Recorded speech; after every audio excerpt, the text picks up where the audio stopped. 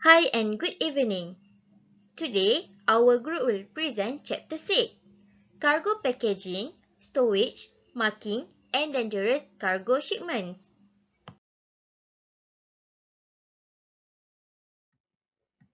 Team members: Siti Aishah binti M.A.Karim, Nurul Syafiqah binti Bahaman, and Nur Fatin Bazilah binti Arizan. Here is the overview of our explanation today. We go to Introduction, Factors Influencing, Type of Packaging, and lastly, New Technique for Packaging. Introduction. First, export packing is one of the main aspects in international trade.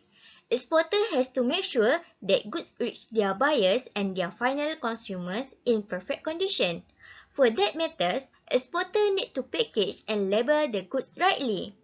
In this topic, factors influencing type of cargo packaging and a range of packaging options will be discussed, together with how to stowage and marking those cargo. Last part of this topic will cover a dangerous cargo shipment. Next is about factors that influencing type of cargo packaging. There are 9 factors, which is value of the goods, nature of the transit, nature of the cargo, compliance with customs or statutory requirements, variation in temperature, ease of handling and storage, insurance, acceptance conditions, size of cargo and its weight, and lastly, cost of packaging. Now I will explain about value of the goods. High-value consignment are usually packed more extensively than low-value products. However, all of this determined by the nature of the commodity or goods.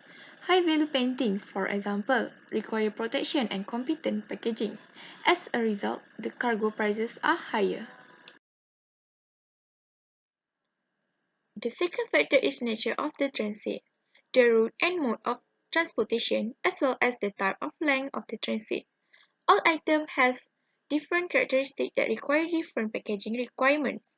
Stronger packaging is needed to secure the product if they are subjected to a high degree of handling and stowing. The third factor is nature of the cargo. It refers to the item vulnerability to loss or damage. The more vulnerable the product, the more robust the packaging. For example, cargo delivered in bulk need little packing. The fourth factor is compliance with customs or statutory requirements. Especially dangerous cargo is subject to strict regulation by air and sea carriers. This also applies to foodstuff transportation requiring temperature enforcement of the tools. Next is variation in temperature. Temperature variation can be significant during transport, and packaging must accommodate for this in order to allow the cargo to breathe and prevent undue condensation or sweating. Advice should be obtained from the courier. The sixth factor is ease of handling and stowage. For irregularly shaped cargo, it is especially important to correctly design the packing to make the handling as easy as possible. This helps ensure the safety of the cargo, reduce handling charges and insurance, and utilize transport capacity to its maximum. Next is insurance acceptance conditions. Cargo that is particularly fragile or has a poor track record for loss could be subject to specified packaging specification. Otherwise, the insurance provider would fail to provide them with coverage at a competitive cargo premium. The eighth factor is size of cargo and its weight. Cargo packaging should consider height, shape, and strength. Low bulk products usually demand higher prices than higher bulk products. Loose product with a flexible form may be packaged in a small amount of space. The strength of an item is proportional to its size and shape. Some products, such as eggs, need security by the packaging itself due to their nature, while other products may lend from the package material. The last factor is cost of packaging. It is one of the most important factors in determining the type of packaging. Exporters face extreme global competition and they are constantly looking for solutions to reduce distribution costs and improve marketing techniques. Packaging is undoubtedly one of them. There are 8 types of packaging in trade which consist of bellings, bags, boxes or case, barrels or drums, carboys, cartons, crates and aluminium. First was bellings. A well-made bill commonly travels reasonably well in most export trades and shipments. They are commonly covered with canvas. All bills are exposed to filberage, hook holes and water damage. Therefore, they are not recommended for highly priced commodities. This kind of packaging are cheap and also an effective form of packaging. Examples goods that use this kind of packaging was clothes and cotton. Next was bags. This kind of packaging are risky as water, sweat, and leaks could occur during the transportation of goods. This kind of packaging are suitable for a wide range of products. To ease the storage, they can be stacked on pallets. Example of goods that use bag was cement and fertilizer. Furthermore, there are also boxes or cases. The most common economical container for shipping continues to be the cardboard box. It provides maximum protection and reduces the chance of pilferage as the packaging boxes are solid and covered on all sides to keep them secure. This form of packaging was expensive. This is understandable as shippers seek for an efficient and lightweight packaging. Example of goods that export using boxes was machinery and fruits. In addition, there are barrels or drums. The wooden barrel has been used in overseas trade since ancient times. Election of the wrong barrels for your product or shipment can result in leakage and contamination. Thus, worldwide logistics need to focus to have the knowledge and experience in order to pack the cargo safely. This kind of packaging are also cheap and effective. Example of goods that transport using barrels method was oil. There are also carboys that most of us maybe does not acknowledge with their existence. They are usually transported small amount of goods and primarily used in sea transport. They're commonly used to transport dangerous substances like acids. Next was carton. Most packaging boxes, also called cartons, are made from folding different types of paperboards or fiberboards. Cartons are ideal for containerization and palletized consignment. It was marketing, handling, and storage supports that are inexpensive and expandable. Some carton material is waxed or otherwise protected against moisture absorption. Therefore, they are commonly used to pack fruits. Apart from that, there are also crates. Crate may have open side with a solid top and bottom that making item more readily visible for quick inspection. Crates are usually constructed of plywood or thin low-grade timber. Crates are commonly used in both air and sea transportation to transport machinery and domestic appliances.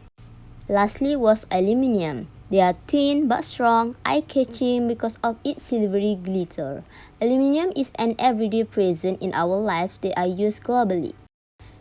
They are both lightweight and can be stacked and interstacked. Aluminium are commonly used in the packaging of food industry as many groceries are easily affected by sunlight which can cause damages to their appearance and worsen their taste. Aluminium solves this problem in the best way possible, which is why it is generally regarded as the ideal core packaging material for daily foods, pastry, and beverages. New technique for packaging. First one, bulk liquid bag or container. Bulk liquid bag can store various kinds of liquid cargo. When not in use, the bag can be folded to 2% of its volume. Each bulk liquid bag can carry a volume of liquid cargo equivalent to 210 large capacity steel drums. Bulk liquid bags provide effective protection for products sensitive to air and moisture exposure, such as volunteering glues, sealants, and silicone. It also can be used for products in a variety of industries, including bakery fillings for the food industry. Second, shrink wrapping. Shrink wrapping cost is much less than wooden case. Shrink wrapping is provided by placing the goods to be covered on a base, usually a pallet, for ease of handling and covering it with a film of plastic. Shrink wrap is a plastic film that you can wrap around any object, no matter what the size or shape. Heat is then applied to the surface, which causes the plastic to shrink. As it shrinks, it conforms to the shape of the object and seals itself. Shrink wrap is made from a very sturdy, durable plastic.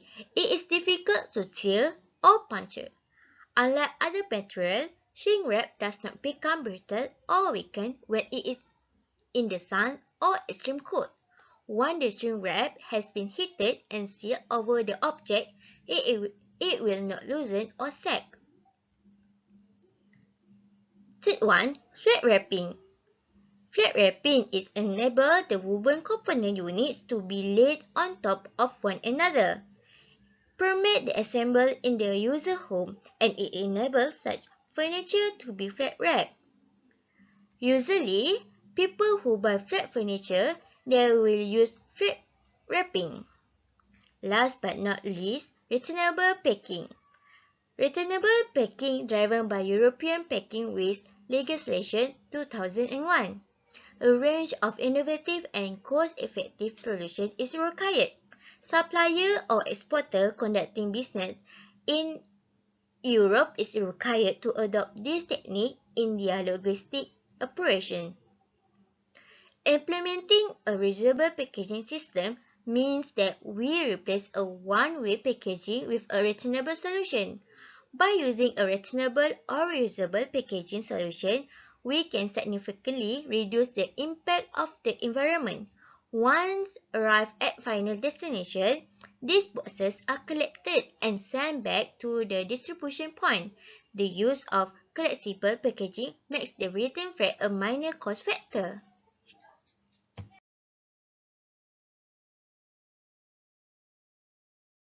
That's all from us. Thank you.